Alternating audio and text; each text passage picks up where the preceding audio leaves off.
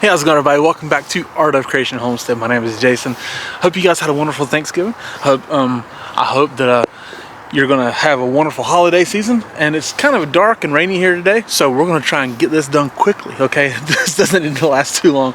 But hey, ladies, bear with me. Okay, this is gonna be one that a lot of times people don't like because it's talking about submission, right? Here, Ephesians chapter 5. Okay, we're in Ephesians chapter 5 today. And it's going to be starting in verse 21. So again, bear with me. I think you'll appreciate this. Paul says, submit to one another out of reverence for Christ. Wives, submit to your husbands as to the Lord. Bear with me. For the husband is the head of the wife, as Christ is the head of the church, his body, of which he is the Savior. Now as the church submits to Christ, so also wives should submit to their husbands in everything. Again, bear with me. Husbands, love your wives. That's a bigger deal. Just as Christ loved the church and gave himself up for her, to make her holy, cleansing her by the washing through the water, with water through the word, and to present her to himself as a radiant church without stain or wrinkle or any other blemish, but holy and blameless. In the same way, husbands ought to love their wives as their own bodies. He who loves his wife loves himself. After all, no one ever hated his own body, but he feeds and cares for it, just as Christ does the church, for we are members of his body. Verse 31, for this reason, a man will leave his father and mother and be united to his wife, and the two will become one flesh. This is a profound mystery, but I'm talking about Christ and the church. However, each one of you also must love his wife as he loves himself, and the wife must respect her husband. All right, again, this whole submit to your husband thing, right? It sounds archaic. It sounds ridiculous. It sounds something from the 1930s, right? Let's approach it this way. Submission is love. Submission is love. That's the deal. So he starts this thing off with submit to one another out of reverence for Christ. Okay, hold on a second. So submit to each other out of reverence for Christ. What are we talking about here? How is that revering Christ as it rains, right? Well, let's think about this. He says, wives submit to husbands, husbands love your wife, like Christ. The whole deal is, it's always like Christ. So you're submitting to out of reverence for Christ. Husbands are loving their wives like Christ. Wives submit to your husbands as to the Lord. It's centered about like Christ. Okay, I want you to understand that. Because Christ submitted his life for us.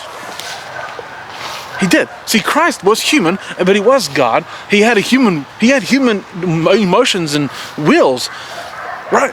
So he submitted his human life, laid it down for us, and submitted his will to God, right? For us, out of extreme love for us. He gave it up. He could have had anything he wanted, but he gave it up for us. So that's really what we're talking about here, is that we need to be submitting to each other out of love. So the husband and wife relationship here, these dogs are killing me, but this husband and wife relationship here is really more about Christ and the church and how we should be mimicking that relationship. Does that make sense? So if we're mimicking that relationship, then, okay, so Christ, so it's saying that the husband was like Christ and the wife is like the church, because that's his bride, correct? So as the church, a healthy church, which is mostly what Paul's talking about here, as a healthy church, we should be serving Christ. We should be serving the Lord, right? So that's what they're saying. As a healthy marriage, the wife should be serving the husband. But hold on a second. Let's be very aware. Let's be very clear about this. It doesn't mean that the husband's the boss and gets to do nothing. Okay, let's be very clear. I want that to be very clear. So, if the wife is serving the husband, but wait a second. Husband should be serving the wife too.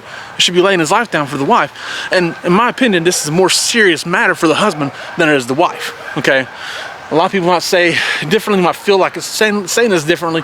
My belief and my opinion and the way I operate is that this is a more serious thing for the husband, okay? That the husband should take this thing much more serious. So now it says, husbands, love your wives, just as Christ loved the church and gave himself up for her to make her holy, cleansing her by the washing with water through the word, and to present her to himself as a radiant church, without stain or wrinkle or any other blemish, but holy and blameless. In the same way, husbands ought to love their wives as their own bodies. He who loves his wife loves himself. See, okay. In relationship to me and Angela, okay, let's say that. This is the way I see it, the way I operate with it. It is my job to make sure my wife has a peaceful, happy life with everything she needs. Not that I'm keeping her under my thumb. Not that I'm locking her away in a cage like some people want to act like I do. That's just morons on YouTube. But anyways, that it's my job to protect her image, to protect her safety, to protect her life, everything, her mind, her body, everything. It's my job. I take that very seriously. So I love my wife, and I serve my wife in that manner. I make sure she doesn't have to have a public job. I hate it. I never wanted my wife to have a public job. Never. From the time I was 16, 17 years old, I never wanted my wife to have to work outside the home. Does it mean we're rich? No, by no means. By no means. Contrary to popular belief by some, we're not wealthy in the slightest. We have a good, peaceful life. And my wife is provided for, but that's my choosing. That I just don't want my wife to work. It shouldn't be her place to have to go outside the home into the stinking world, which is horrible, and expose herself to the way these people operate outside in the world. It's damaging to your psyche to have to go out there and be with these people all the time. It's my job to make sure that she is well taken care of, has what she needs, has a peaceful life, and is safe and secure.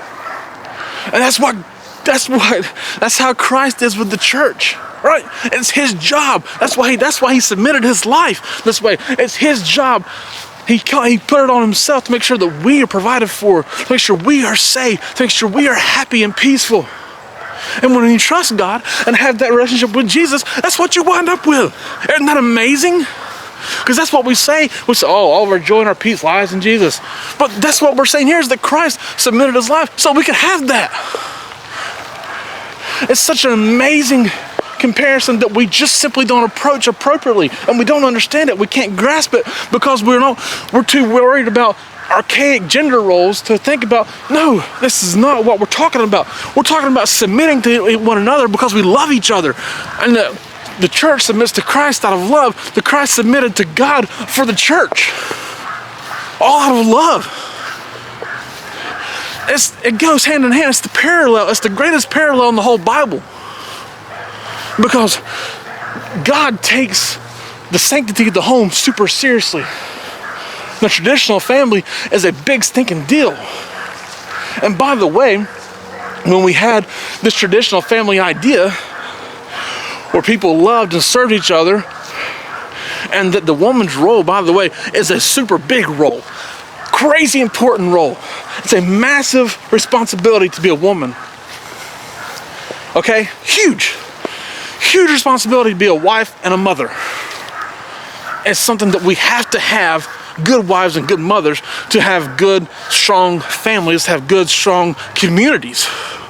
And we have to have strong dads and husbands too. We need all that. The roles are insanely important, but these roles have to be realized and identified within Christ's idea, within God's idea for the family. And it's not one is more important than the other. They're super important. They're both leadership roles, by the way. They're both leadership roles, and we gotta have it. And when that society breaks down, and as we see, society breaks down. We don't have this traditional family idea in most places anymore. And the kids are paying for it. Society is paying for it. Us as individuals are paying for it because we don't have that. We think it's archaic. We think it's silly. And it's not. It's insanely important that we submit to one another as out of reverence for Christ, and that I'm serving my wife, she's serving me, all out of love, because that's the blueprint that God laid out with Christ and the church. Submission is love. Love isn't buying stuff. Love isn't some lustful sexual idea. Submission and sacrifice and serving one another out of love. That's love. Submission is love. And we ought to understand that. But this idea seems so crazy to us because it's out of the ordinary. We don't talk like that in society anymore. And maybe that's why society's breaking down. Challenge you this week. Submit to one another out of love. Understand that's Christ's role, is that he submitted to God out of love for the church. The church submits to God out of love for Christ. And we submit to each other out of love for God and love for Christ.